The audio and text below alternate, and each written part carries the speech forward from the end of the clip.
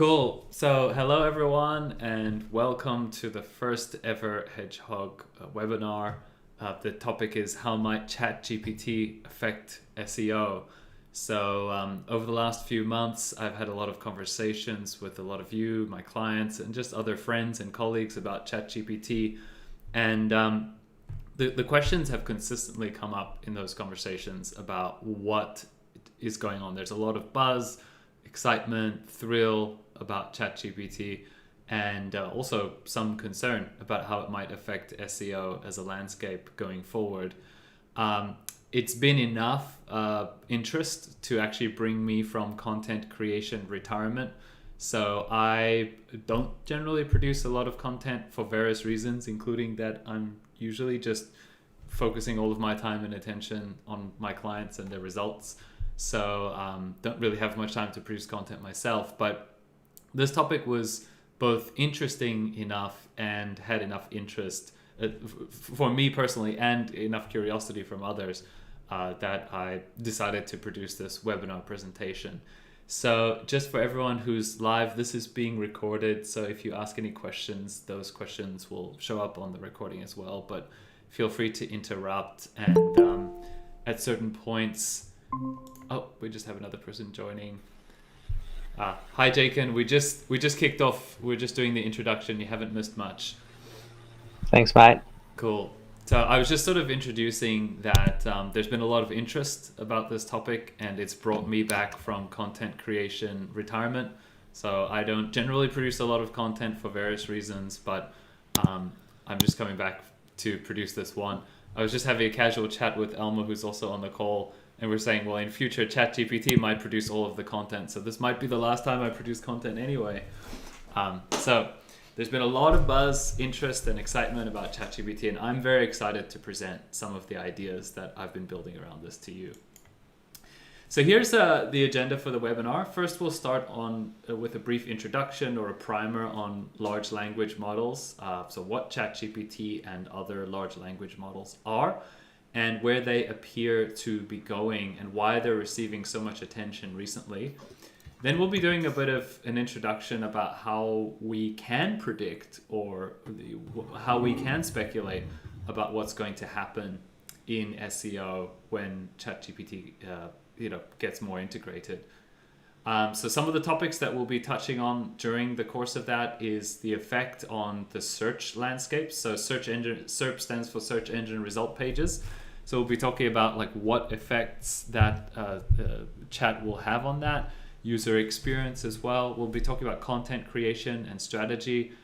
We'll also be talking about consent and endorsement and a bunch of other considerations. So very excited to get going. Do feel free to interrupt with any questions as we go along. So here's just a brief primer on large language models, or LLMs. So ChatGPT is an LLM, and it's an artificial intelligence. And in brief, this is kind of how it works. It's like a very smart computer that has swallowed the textbooks, all of the textbooks. And so when you ask it a question, it answers from the textbooks that it swallowed. So it has what's called a training data set behind it, which is just a whole bunch of data that the people who designed it put together. People are very, very careful in curating training data sets to make sure that it has good quality information. It includes things like books, just tons of books and articles and so on. Then this large language model sits here on top of the training data set, and then you have a user interface, which is your chat. And the interaction is you ask it a question and it streams the answer from the data set by predicting the next word in a sentence. So how that works on a technical level is beyond me. I find it very curious and fascinating that the way that they invented this is by streaming. It's almost like a very sophisticated auto-predict. So you ask it a question and then it almost like it auto-predicts the answer from what the training data set is, how people used language in the training data set. So there are currently a few large language models in the market, and this is a very, very emerging space. As of the 30th of November 2022, ChatGPT was launched. As of April 2023, ChatGPT apparently has 100 million users and 1 billion visitors per month. That is very, very impressive. I'll show you in a slide in the next one. But for context, Google has 4.3 billion users and 8.5 billion searchers per day. So it's still very, very far behind Google, but Google is massive. And it still is very, very impressive. So ChatGPT is the main one. I think it's called ChatGPT 3. There's a newer version which is more sophisticated called ChatGPT or GPT-4, which will be integrated into Bing Chat. And in fact, you can already use it today. You just have to join on Bing and go to the waiting list and then say that you would like to use it. I already have access to this, and a lot of other people do. Google has their competing product Bard. Google has been slightly embarrassed to release a version that's not as good as Bing's for once. This is an instance where Bing really has the edge. And they also have a waiting list, and Bard is not available in Australia yet. It's only available in the US and potentially some other countries. ChatGPT is huge. ChatGPT is actually the fastest growing consumer application in history. So it was launched as we said, in November 2022, and now it has 100 million active users. It grew faster than Facebook, faster than TikTok, faster than Instagram, and faster than Google itself. So this is very, very significant that it's here, and I think it's definitely worth us paying close attention to. ChatGPT and large language models are great. I don't know if any of you have played with them. I'm sure you have by now, but they are absolutely amazing. I spent many an hour already chatting with ChatGPT, asking all sorts of questions. I've found it very useful to answer all sorts of questions, and it really is a lot of the questions that I ask it, I might have gone to Google for in the past and might have spent time reading. Now, it's not perfect. It has some very interesting weaknesses. The first is called hallucination. So hallucination is when it just makes up answers that aren't true, but it makes them up with a high confidence interval. So whereas we humans, if I ask you a question, you might just say, I don't know, and you have that self-awareness. Unfortunately, ChatGPT doesn't. And so when you ask it any question, it just kind of throws out answers, and some of those answers are just way, way, way off. It's also not great at maths, not that that matters much because we use other tools for that. And it also has some guardrail issues. So guardrails are things installed into large language models that make them avoid really egregious mistakes. For example, telling you to do something dangerous or being racist, etc. But those guardrail issues can result in really bad answers. So one example I've heard of is that, at least in an earlier version of ChatGPT, they asked it, what religion would the first Jewish president of the United States be? And so the answer is obviously Jewish, but because it was programmed to avoid any sort of seemingly racist or judgmental views on religion or anything else, it basically said, I can't tell you that, and it would be impossible to tell you that, and that kind of thing, even though the answer is pretty obvious. So they have weaknesses, but in my opinion, my humble opinion, and I think many others, it's going to become mainstream. Even years ago, Google said they were going to be an AI first company. So this is definitely a thing, and it's huge. And both Google and Bing have announced and planned integration of large language models into search already. They're just not yet fully available. So how is it going to interact with SEO? Where is SEO going to go? I've done a lot of reading on this topic already, and I will express some dissatisfaction. I don't think a lot of the articles I've read were interesting or had some really key points. And I think it's because it's a very, very emerging subject. It's so fresh. So we could take two extreme viewpoints. The one is skepticism, which is no one knows how it's going to pan out.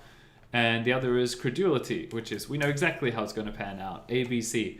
I'd like to avoid both of those extremes in this presentation and go somewhere in the middle and say we can speculate about certain things, but ultimately we don't know absolutely for sure. I take my inspiration in my own speculation on the subject from how a historian or a lawyer might work. So when there's like a new emerging political development, a historian might say, where's the precedent? Like, has something like this happened before? And when that happened, how did it pan out? Or we know lawyers would go to previous cases to try to establish precedent. So for me, talking about how large language models are going to interact with SEO, the first thing I looked for is precedent. Has anything like this happened to search before? And how has it happened? And you may be surprised that although ChatGPT is very new, very capable, the way that it might interact with SEO as a landscape does have precedent. And I'm going to walk you through that and sort of speculate how things might be different this time, but what might also be the same. So let's talk about precedents. So large language models synthesize answers from a training data set, as we said. And so the question is, has something like this happened before, where there's this training data set, the information on the internet, and where answers are being synthesized from that? Have similar things happened in the past? And for those who are familiar with SEO, you might know what knowledge graph is. But for me, I turn to knowledge graph as an example of a precedent that we can speculate from. So let's walk back to how Google was in the beginning. You may remember that back in the early 2000s, Google looked a lot more like this, which is what we call the 10 blue links. So whenever you did a search, Google would present to you a bunch of candidates that would be the potential answer. So like here you've asked about blue links or whatever you put in, and Google says, here you go, dear user, here are a bunch of results from the web that might answer your question. That's the premise behind the search engine. So in the beginning, it was really just like a directory, just featuring different web content and ranking it based on which content might be higher quality, more relevant.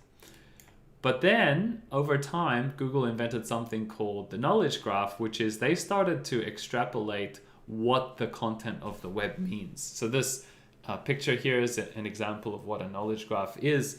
A knowledge graph is entities and their relationships. So you can see here, for example, Paris is located, Tower Eiffel is located in Paris, Paris is a place, etc. Google started to piece together, and this has been happening for years already, the meanings of different things. And that allowed them to create more rich results. So if you look at Google today, it's significantly different from how it was 20 years ago. And there are various richer answers that are appearing and have already been appearing for years. And those answers are, on some level, aggregated from and synthesized from the content on the web. So two examples, we'll talk about others, but two very relevant examples is the featured snippets, the answer boxes, which we have highlighted here, and the people also ask. These are pulled straight from websites. You can see Google's done stuff like bolding certain responses. And so they have engaged with and tried to understand the content on the web and modify slightly. All of the snippets that you see, the descriptions that you see in search, are also dynamically generated from the content on the page. Sometimes Google will use the meta description that a user specifies on that page, but a lot of the time they just generate it automatically. So Google has been chopping and changing and rearranging and bolding and stuff for a long time. And in my view, ChatGPT or Google's Bard, which is coming, will just be an incremental step along that journey where the amount of synthesis, the amount of padding and addition and remixing is going to increase substantially. And so it's going to make search results a lot richer. So as an example, you could go into Google and you ask, is Justin Timberlake married? And Google understands what Justin Timberlake is a person, understands married means they have a spouse. And you can see here the knowledge graph, Justin Timberlake / spouse, Jessica Biel. And I think that is our precedent. And I think that ChatGPT is going to take that much further. So when Google started to aggregate and synthesize results and mix and mash them in search, what were some of the things they had to consider as important? Well, when the answer box first came along, one of the biggest questions Google had to face was endorsement. So they were now putting one answer in bold in a box above the others. Is that endorsement? Is Google now saying that is the answer to that question? A couple of years ago when the answer box came out, this was a very important consideration. And people were concerned that they were saying this answer is better than the others. It is the answer where the others are just possible answers. And so how did they evolve that to compensate? Don't quote me on this, but I do remember that when they were experimenting with the answer box, there might have been a time when the actual link was less obvious than this. It might have been down here or even just not there. And one of the things Google had to do to attribute the answer much better was to put it in a lot more obviously like this. That I think was part of their experimentation. So one of the ways that they got around the question of endorsement of answers is to give better attribution. If you've ever asked Siri a question, say about health, like what is bronchitis, you may notice that the answer, or Google Assistant, you may notice that the answer comes in a format of according to. So it'll say, according to Mayo Clinic, blah, blah, blah, blah, blah. That's how Google sort of shuns, in a sense, the responsibility for the answer, saying, this isn't Google's answer to the question. This is Mayo Clinic's answer to the question. One of the biggest problems Bard might have is that it might make Google more accountable for the answers that it provides, because now it's synthesizing the results. This is no longer according to Mayo Clinic. This is according to Bard. And that's going to be a significant concern for Google. And so questions will arise. What about the credibility of this information? How factual is it? If you go to ChatGPT today, you'll notice a whole list of disclaimers. It may provide false information, etc., etc., etc. These are going to be significant questions as Google starts to synthesize the responses more. Another question, which we'll get to in more detail later in the presentation, is the impact of content and the traffic ecosystem. So how did Google solve this in the past? Well, what they did is they focused on what they called EEAT. They created algorithmic methods to determine the experience, expertise, authoritativeness, and trustworthiness of content. And a lot of that has to do with the links pointing to the site, how good the links are, but then also analysis of the content on the page. When Google started to offer more medical knowledge, you'll notice if you go Google search some kind of medical condition, there's a very rich response on the right-hand side. These have been here for years. They had to put together entire committees to fact check and sanitize this data, no pun intended. So they had to make sure that the quality of the data was good, and they still have to work through a lot of that for Bard. So how's this going to impact content creators? And how did the answer box impact content creators? Well, people who are offering trivial celebrity information like who's married to who, these people lost a lot of traffic because Google was now presenting the answers directly in the search results. People who are offering deep and valuable content, something like the one that we showed here earlier, pediatric insomnia, these people, it wasn't that they lost nor won, but that a new channel called the answer box evolved. And so SEOs became concerned with how you could get into the answer box. So it became its own brand new channel to consider. And in short, I think that that's what's going to happen with ChatGPT, is it'll become its own new channel in search. So I think large language models will be similar. There will be some loss for some people, especially the thin content type of website content, but there'll be gain for other people, and there'll be evolution. And that's kind of what's happened from precedence in every instance before when big changes have come to search. So let's turn from our precedents now to turn about Bing's demo and learning. So Bing put together a demonstration. You can watch it on YouTube where they showed how their chat works. It's brilliant and interesting. I'm just going to give you some brief reflections from that demo. about and tie that back to what we've been talking about with answer boxes and featured snippets. So here's an example of a search where someone said, compare the most influential Mexican artists and their top paintings. And so you could see, obviously, they still had the answer box, which is, the old thing now. And on the right-hand side, we have the synthesized response, which is from Bing's chat. But the thing that I want to note most importantly about the synthesized response is actually how it's not terribly different from the content on this page, except for that it's synthesized by Bing. If you showed this screenshot to someone who didn't know much about this, they would probably just say, look, Frigya Kahalo, instead of having a snippet that's this size, just has a snippet that's this size. And there's a link across to another article that speaks more in detail about it. And so it is very incremental. It's an evolution. It could result in slightly richer and longer snippets, but in this particular example, it doesn't seem all that different or powerful. But what I find most important to consider as a content creator and for all of us is that there is a link in here. And so Bing's early samples they gave have this attribution, have a backlink to the website, which could be a traffic source in the same way that the answer box is a traffic source.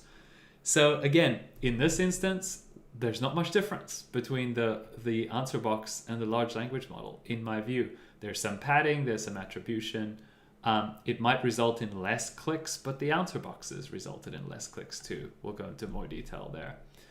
But I think that the more powerful examples of synthesizing are when more specific and interesting questions are asked. So here's an example that they gave. Will the IKEA Clipaden love seat fit into my 2019 Honda Odyssey if I fold down the seats? So this is very specific and it's a bit more intelligent, where someone is asking about the dimensions of something.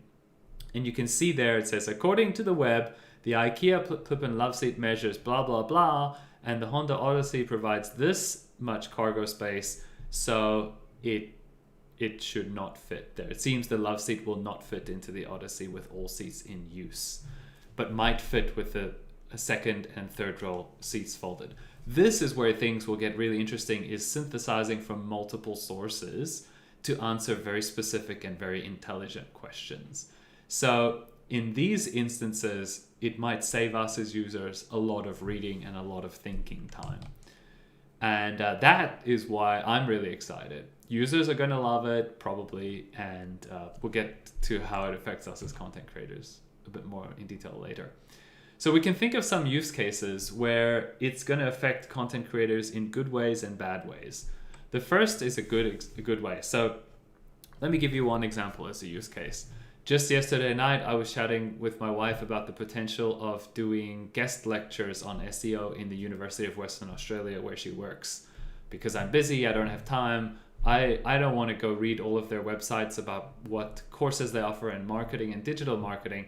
But what I could do is I could go to Bing and I could say, please read the UWA website and tell me a bit about the digital marketing courses that they offer. And so it'll go crawl the entire website and synthesize the response in real time. That will be incredibly powerful. I could then also say, tell me about Murdoch University or tell me about Curtin. How are they different from UWA? How different are the courses? Those are instances where these tools could save us huge amounts of time in research and just generate the answer straight away.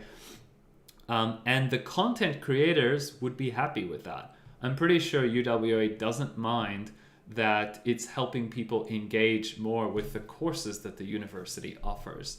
So in those instances, it's more like a personal assistant where it is just going and saving us human time.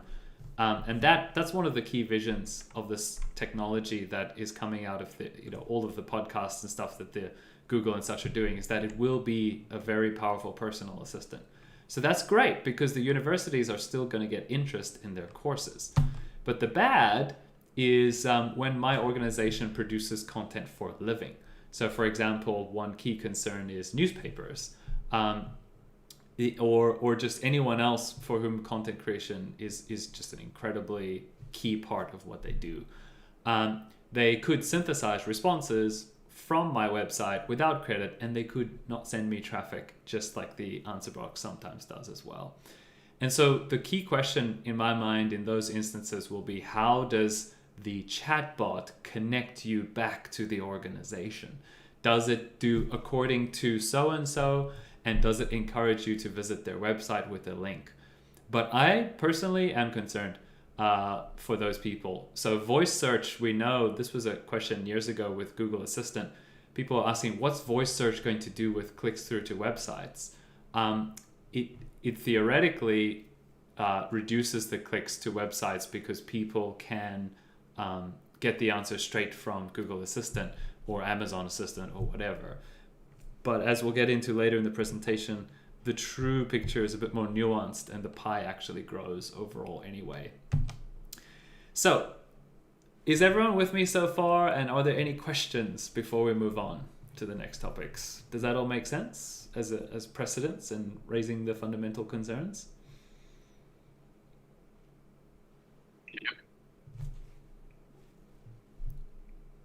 Cool. So the way I see it is there are two ways of looking at how large language models will affect SEO, and they're sort of inverse of each other.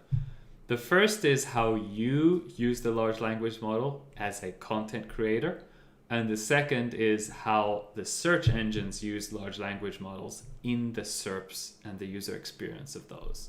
So let's start with the first one, which is content generation using large language models. So I've already used ChatGPT to generate blog articles on topics, and I found its content was generally quite good. But the question is, if I go and publish content on my website that ChatGPT wrote, what's that going to do? If you go to Google's developer documentation, in February this year, they launched an article, Google Search and AI Content. Wednesday, February the 8th, they said, quote, "When it comes to automatically generated content, our guidance has been consistent for years. Using automation, including AI, to generate content with the primary purpose of manipulating ranking in search results is a violation of our spam policies." Now, the page does say more and present a little bit more of a nuanced viewpoint, but overall, the point is Google wants real human beings who write really good quality content to be producing the content. They don't want spammy or repetitive or thin content. And if you're asking, well, how might they know? There are already, and have been for months, methods to detect ChatGPT generated content. So there's this tool, you can use it, called GPT-0, and you can just paste in content into it, and it will predict the possibility that it was generated by a large language model. And we know Google has access to these. So already I would not be surprised if Google is fairly competent at reading content on a page and detecting if it's generated by ChatGPT or similar. Now, of course, it's a cat and mouse game, because you could ask ChatGPT certain things to try and make it less detectable. Newer large language models are going to come out that might be less detectable or more human in the way that they write. But as a principle, I think we should understand that Google doesn't want automatically generated content to be ranking very highly. I have heard some instances of some websites where they are already ranking, and that's because the website itself has so much content that's human written that the GPT written content is doing okay.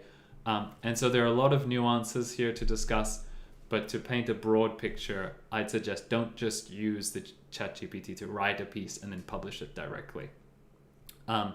Another argument in favor of that is, if you use ChatGPT or anything like that, a large language model, to generate a piece of content and publish it, you are directly competing with Bard or Bing's AI. So why would they send traffic to your automatically generated content when they could just generate the answer themselves, saving the user that click and that interaction with your website? So that is another reason why they probably wouldn't rank it. Again, I reiterate, EEAT, experience, expertise, experience, authoritativeness, and trustworthiness. Google really wants to rank content written by people who know what they're talking about. So I'd suggest don't fire your copywriters. just yet. But can we use it for something else? And the answer is definitely yes. ChatGPT is great for brainstorming, ideation. So you can go to it, you can ask it for ideas. I'll show you an example in a minute. And it's also great for polishing and summarizing. So I actually think, in my opinion, summarizing what competitors have written might be the most interesting one. As I described before, the use case with the University of Western Australia, what I could do to Bing pretty soon probably is I could go and say, hey, please read the content on 100 of the SEO agencies in Sydney and summarize what some of the major topics are that they're talking about. This could save people hours of reading, and it would immediately just pop out all the answers. In certain industries where there are only a handful of competitors, you'll be able to ask the AI, tell me about all the content that my competitors have written. Tell me about their website writing styles, etc., etc. Tell me, hopefully when they integrate it with SEO tools, tell me about the keywords they rank for, etc. So it'll be a tool that we can use. Here's an example. I just said to GPT, my business does SEO. I need a content strategy. Can you give me 5 blog post ideas? Boom, there are 5 ideas. They're really not bad ideas. Bear in mind that they're all from existing content. So whatever ideas it generates came from, again, back to the training data set, they came from what other people have already written. So from that perspective, there's nothing new or fresh here. It's all just old stuff. But the ideas are still pretty good and interesting ideas. Cool. So that's in a nutshell my view and suggestions about content creation using large language models. You can use them as a tool, but I wouldn't use them to write the actual content. Now the next question, which I think for me personally is more interesting, is how will Google and Bing's large language models use my content, again, in synthesizing their responses? What are you going to do? So here's, in a nutshell, the deal that we all seem to have opted in with search engines. The previous deal is we generate high quality, useful information for users. You rank what's best. You send visits to our website. We satisfy the user intent together, and the users consume the content on my website with my branding in the top, my contact us page in the top, and my email sign-up form popping up to them. And so it's a win-win situation. Google satisfies the user's intent, I get the visits, and they consume it on my terms. And we're all happy. There's a content ecosystem. There's a codependent relationship with Google. The problem and concern with large language models, of course, is, as I've described, we generate the content, you, Google, scrape the content, you made synthesized answers to that, and you answer the questions directly. The users never make it to my website. This looks like a win-lose, and this is the premise from which we'll work in discussing how this could pan out. So some people are already unhappy with this because creatives don't like stealing. So again, looking for precedence, any of you have kept up with the image model AIs, so not Google, not large language models, but image generation AIs, there are already lawsuits where image libraries like Getty Images or artists are suing the image AIs for scraping their content. So you can read the headlines, but the idea is that, again, the training data set that this image generator AI used came from other people. They put an effort to generate this beautiful training data set in whatever way, and it's now just using it to immediately produce content just like that.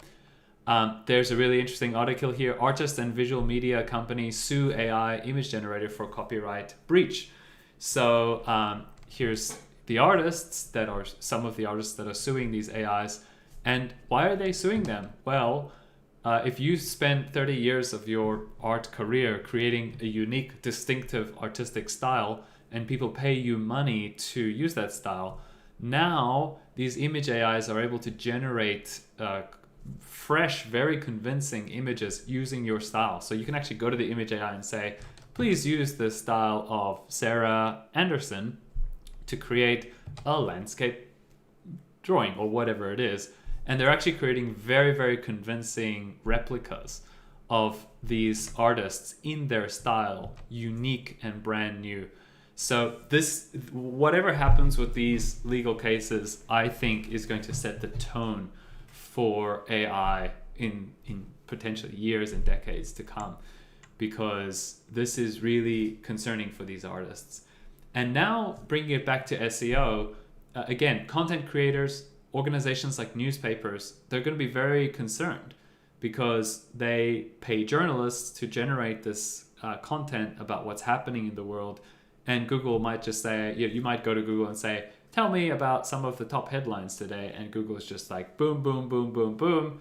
There are your headlines. They've already been doing that in many ways, but now there's less likelihood that people will click through to the actual newspaper. Also, people who run blogs who have ads on the side and monetize through those ads, those would be a concern. Will they ransack the content ecosystem? Well, firstly, in AU, in Australia, we know that there's precedent. We know that media organizations have been concerned about the way Google and other organizations use their news without sending visitors to them that will click on the ads. For example, if you ask Siri, good morning, tell me a bit about the news, Siri will just answer you immediately with the latest news without getting you to click and look at an ad. We know that the Aussie government in 2021 started making Google pay newspapers for using their content. So this, I think in Australia, we actually have good precedent that we won't just let them get away with it. How about in the US and overseas, around the world? Very interesting, very fresh.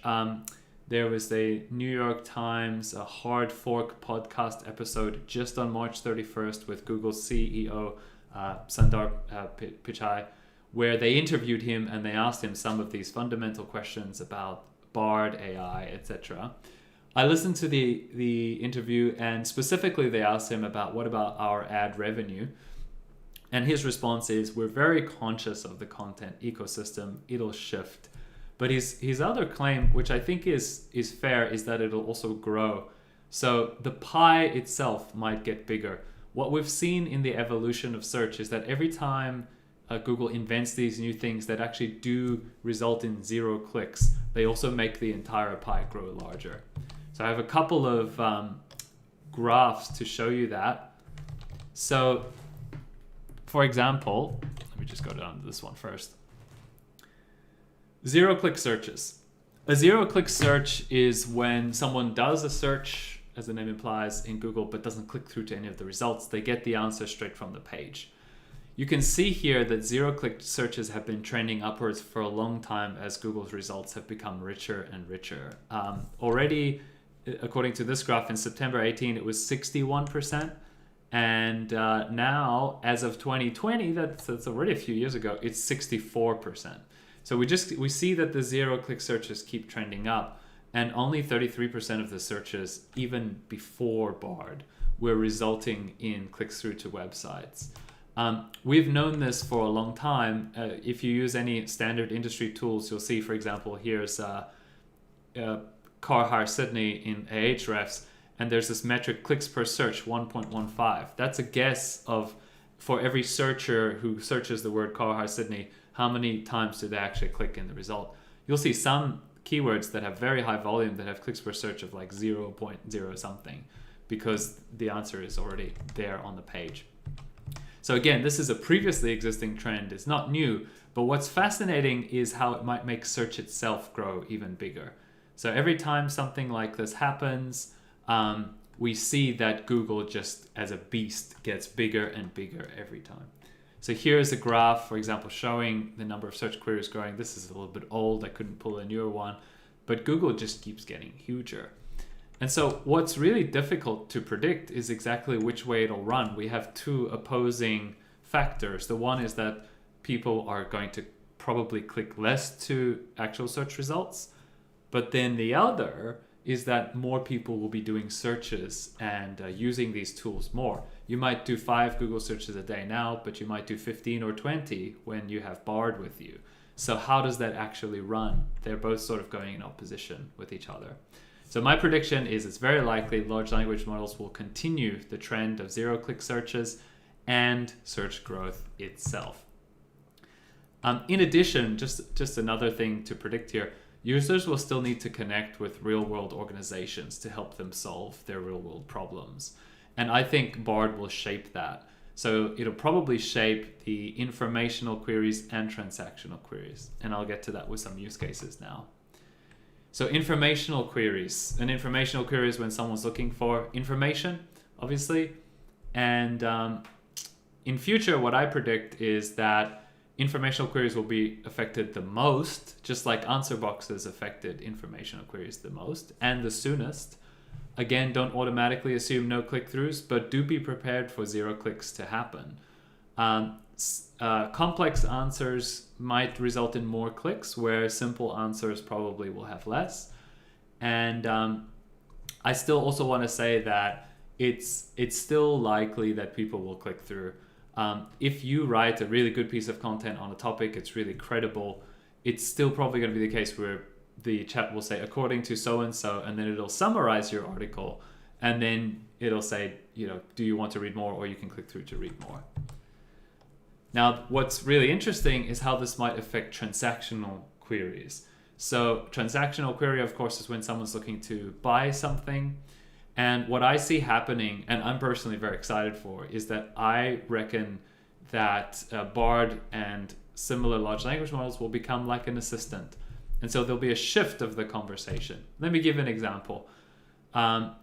When I Google search car hire Sydney, I pick a result and then I read through the page. But in the future, it'll probably be a conversation. So I might say to Bard, my wife and I are planning a trip to Sydney soon and would like to hire a car. Can you tell us about some of the options we have? It's probably going to synthesize a lot of the results from the pages. It's going to say Hertz has these cars, Bayswater Car Rental has these cars, whatever. And then we'll talk back to it and we'll say, I really like the sound of the Hertz cars. Are there any available on these days? And then it will probably be able to pull from the website the availability of the cars. And at some point, probably not in the too far future, it'll be able to do the entire booking. So you'll be able to say to it like, hey, okay, please book the Hertz car from the 27th to the 31st. And it will probably be able to run all of your personal details and your credit card and everything through the system. That's my prediction of where that's going to go. And so in the present, the SEO conversation is, how do I rank for the keyword car hire Sydney? And how do I present a great user experience to the user? Whereas in the future, the question will be, how do I get onto Bard? How do I get Bard to know that we offer car hires? How do we present our information about the availability of the cars and the dates that they're available in a way that Bard can understand, and so that we get into the race when the user asks Bard about which car hire options are available or are cheapest or are X, right? So when that entire conversation has happened, the question is, how do I feature in that conversation? And so SEO will probably shift more to that, and we'll be researching how to get into that. And I actually think many of the principles will be the same. Cool. So that, in my view, is the predictions for the future for both informational and transactional queries. For the rest of the webinar, I have some other considerations to mention, but before we go to that, I'm wondering if anyone has any questions or comments about anything that's been covered so far.